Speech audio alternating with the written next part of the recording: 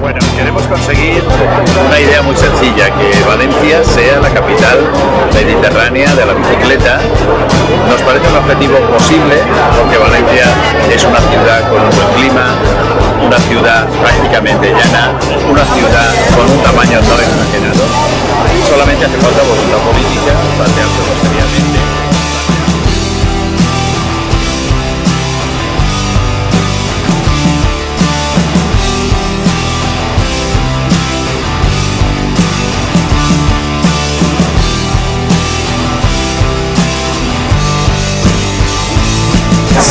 Dentro de poco en Valencia se vota y uno de nuestros mayores objetivos y mayores ilusiones es que Valencia se convierta en la capital mediterránea de la bici, y por eso nos manifestamos con la masa crítica todos los primeros viernes del mes, y además queremos llevar ese espíritu al ayuntamiento para que poco a poco